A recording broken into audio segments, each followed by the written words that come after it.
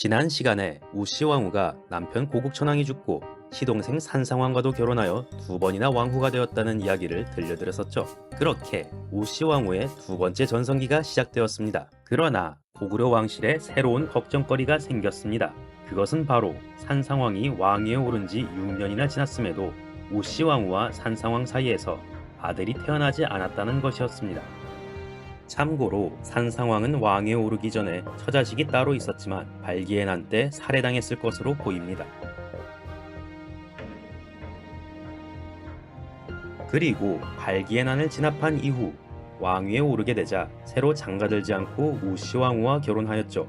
그런데 고국천왕과의 사이에서 아들을 얻지 못했던 우씨 왕후는 산상왕과의 사이에서도 마찬가지로 아들을 얻지 못했던 것입니다. 이에 산상왕은 서기 203년 3월 아들을 얻게 해달라고 산천에 기도를 올립니다. 이때 밤에 산상왕의 꿈에서 하느님이 나타나 말합니다. 내가 너의 소후로 하여금 아들을 낳게 할 것이니 걱정하지 말라. 이후 산상왕이 잠에서 깨어나 여러 신하들에게 말하기를 꿈속에서 하느님이 나타나 나에게 이렇게 말했는데 나에게는 소후가 없으니 어찌해야 하겠는가. 국상 을파소가 대답하여 말했습니다. 하늘의 뜻은 예측할 수 없으니 대왕께서는 기다리소서. 아들이 간절했던 산상왕에게 기다려보라는 조언을 남겼던 국상 을파소는 이후 그로부터 5개월 후인 서기 203년 8월 세상을 떠납니다. 삼국사기에 따르면 그가 죽으니 온 나라 사람들이 통곡을 했다고 전해집니다. 을파소에 관한 자세한 이야기는 나중에 따로 영상을 만들도록 할게요. 그렇게 다시 세월이 흐르고 5년이 지난 서기 208년이었습니다. 이때도 산상왕은 여전히 아들을 얻지 못했습니다. 아마도 을파소의 조언을 듣고 계속 기다렸나 보네요. 한편 그해 11월에 하늘에 제사를 지낼 준비를 하던 중 제사 때 바칠 돼지가 달아나는 일이 일어납니다. 이때 제사 담당자가 돼지를 쫓아서 주통촌이라는 마을까지 이르렀는데 머뭇거리다가 돼지를 잡지 못했습니다. 그러나 마을에 살던 아름다운 외모의 20대 여인이 나타나서 돼지를 잡아줍니다. 산상왕은 이 소식을 듣고 이상하게 여겨 그 여인을 보고자 밤에 신분을 감추고 여인의 집에 찾아갑니다. 그리고는 여인의 방으로 들어가 하룻밤을 보내려고 하죠. 그러자 그 여인이 산상왕에게 말하기를 대왕의 명을 감히 피할 수 없으나 만약 자식이 생긴다면 저를 버리지 마십시오. 산상왕은 이를 허락하였고 함께 밤을 보낸 뒤 다음날이 되자 궁으로 돌아갑니다. 그로부터 4개월이 지나 이듬해인 서기 209년 3월이 되었습니다. 우씨 왕후가 산상왕이 주통촌의 여인에게 방문한 사실을 알아차려 버렸고 이를 질투하여 몰래 병사를 보내 주통촌의 여인을 죽이려고 하였습니다. 주통촌의 여인이 이를 알아차리고 남자 옷을 입고 도망가니 우씨 왕후 역시 그녀를 끝까지 추격하여 해치려고 하였습니다. 그러자 주통촌의 여인이 추격자들에게 물었습니다. 너희들이 지금 와서 나를 죽이려는 것은 왕의 명령이냐 왕후의 명령이냐? 지금 내 뱃속에 왕의 아이가 있다. 내 몸은 죽일 수 있으나 왕자까지 죽일 수 있겠느냐? 병사들은 감히 해치지 못하고 와서 우씨 왕후에게 그 여인이 한 말을 보고하였습니다. 그러자 우씨 왕후가 화가 나서 반드시 죽이려고 했으나 실패합니다. 이 소식은 산상왕에게도 전해졌고 산상왕이 다시 그 여인의 집에 가서 묻기를 네가 지금 임신하였는데 누구의 아이냐? 저는 평생 형제와도 자리를 같이 앉지 않았는데 하물며 다른 남자를 가까이 했겠습니까? 지금 뱃속에 있는 아이는 대왕의 아이입니다.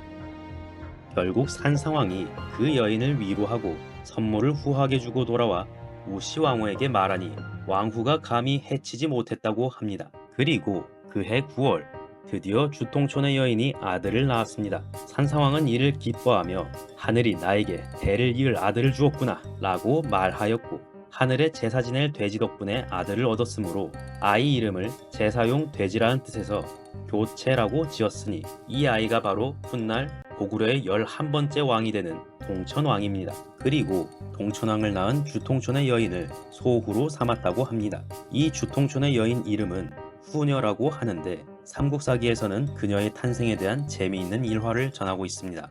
후녀의 어머니가 그녀를 임신했을 때 무당이 점을 쳐서 말하기를 반드시 왕후를 낳을 것이오 라고 말했다고 합니다.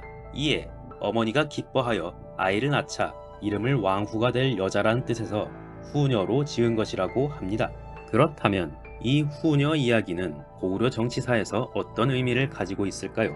삼국사기에는 그녀의 가문을 알 수는 없고 출신지가 주통촌이라고만 언급되어 있습니다. 그런데 중국 역사서인 삼국지를 보면 고구려 왕 이이모가 아들이 없어 관노부의 여자와 몰래 만나 아들을 낳았으니 그 아이가 다음 왕인 위궁이라고 기록되어 있습니다. 여기서 위궁은 동천왕의 다른 이름이며 이이모는 산상왕으로 볼 수 있습니다. 즉, 삼국지에서는 동천왕의 어머니인 후녀를 관노부 출신으로 전하고 있는 것이죠. 관노부는 고구려 5부 중 하나로 삼국사기에는 관나부로 기록되어 있습니다. 지난 시간에 우시왕후가 연나부 출신이라고 설명했던 것 기억하시죠? 당시 연나부는 고구려의 왕후를 배출하는 부였고 연나부 출신인 우시왕후가 2번이나 왕후가 되었으니 그 위세가 엄청났을 거예요. 이렇게 되면 우시왕후 덕분에 왕위에 오를 수 있었던 산상왕으로서는 왕권 강화를 위해 우시왕후와 연나부를 견제해야 할 필요성이 컸겠죠. 아마 그 과정에서 손을 잡은 세력이 후녀의 출신인 관나부가 아니었을까 싶습니다. 그렇게 해석한다면 이 이야기는 산상왕이 우시왕후와 연나부 세력을 견제하기 위해 관나부와 손을 잡고 관나부 출신의 여자를 소후로 삼았던 것을 설화로 꾸며낸 것이라고 할 수 있는 것이죠. 결국 산상왕은 소후와의 사이에서 다음 후계자를 얻게 되었으니 산상왕의 계획이 어느 정도 성공한 것으로 보입니다. 그리고 그로부터 한 달 뒤인 서기 209년 10월 산상왕은 도읍을 환도성으로 옮깁니다. 산상왕과 관나부의 연합, 도읍지 천도가 연이어 이루어졌던 것으로 볼 때 산상왕이 나름대로 개혁을 시도하지 않았을까 생각되네요. 그래서인지 중국의 삼국지에서는 산상왕이 발기와 내전을 치룬 이후 새로 나라를 세웠다고 언급하고 있습니다.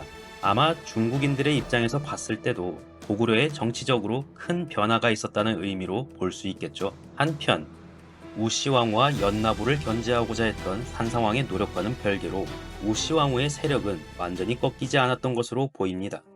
서기 227년 산상왕이 죽고 산상왕과 소후 사이에서 태어난 교체가 왕위에 올라 동천왕이 되었는데 동천왕이 왕이 된 이후에도 우시왕후의 괴롭힘이 이어졌습니다. 예를 들면 동천왕이 나가서 놀 때를 틈타 우시왕후가 사람을 시켜 동천왕이 타는 말의 갈기를 자르게 하였는데 동천왕은 그저 말이 갈기가 없으니 불쌍하구나 라고만 말하였고 그 밖에 시종을 시켜 식사를 올릴 때 일부러 왕의 옷에 국을 엎지르게 하였으나 동천왕은 화를 내지 않았다고 합니다. 이 이야기들은 아마 동천왕의 어진 성품을 드러내는 일화로 볼 수 있을 거예요. 그런데 다른 한편으로 생각해보면 소후의 아들인 동천왕이 왕위에 오른 이후에도 우시왕후가 저렇게 왕을 괴롭힐 정도로 건재했고 동천왕은 우시왕후에게 화를 내지도 못할 정도로 눈치를 봤던 것으로 볼 수도 있지 않을까 싶어요. 그래서인지 이러한 일화를 근거로 동천왕 시기까지도 여전히 우시왕후와 연나부의 세력이 강성했고 동천왕의 생모인 소후와 관나부의 세력이 미약했다고 보는 의견도 있어요. 이후 서기 228년 동천왕은 우시왕후를 왕태후로 봉합니다. 동천왕의 생모는 소후였지만 왕태후에 봉해진 사람은 우시왕후였다는 점에서 과연 그녀의 입지를 짐작해 볼 수 있겠네요. 그러나 그녀의 시대도 영원하지는 않았습니다. 그로부터 6년 뒤인 서기 234년 9월 태후 우씨가 세상을 떠납니다. 그녀는 죽기 전에 다음과 같이 유언을 남겼습니다. 내가 도의에 어긋난 행동을 하였으니 장차 무슨 면목으로 처승해서 고국천왕을 뵙겠는가. 만일 여러 신하들이 나를 차마 구렁텅이에 빠뜨리지 못하겠다고 여긴다면 나를 산상왕릉 옆에 장사 지내주기 바라오. 이에 신하들은 그녀의 말대로 장사 지냈다고 합니다. 그런데 어느 날 한 무당이 말하기를 고국천왕께서 저에게 내려와서 말씀하시기를 어제 우씨가 산상왕에게 돌아가는 것을 보고 분하고 화가 나는 것을 이기지 못해 결국 그녀와 싸웠다. 돌아와 생각해보니 얼굴이 두꺼워도 차마 나라 사람들을 볼 수가 없다. 네가 조정에 알려 물건으로 나를 가리게 하라 라고 하셨습니다.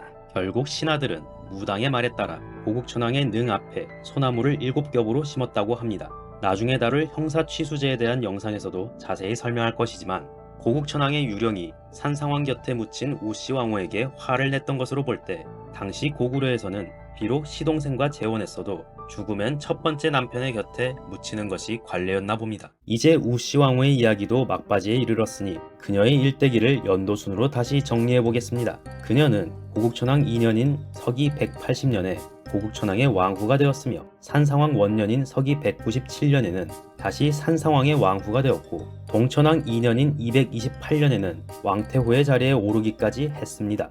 그리고 동천왕 8년인 234년에 세상을 떠났으니 무려 54년이라는 오랜 세월 동안 고구려 정계의 중심에 있었다고 해도 과언이 아니겠네요. 자, 그리하여 우시왕후의 일대기는 그렇게 끝이 났습니다. 그럼 이제 곧 방영할 드라마 우시왕후를 몰입감 있게 시청하시는데 도움이 되셨길 바라며 영상을 마치겠습니다.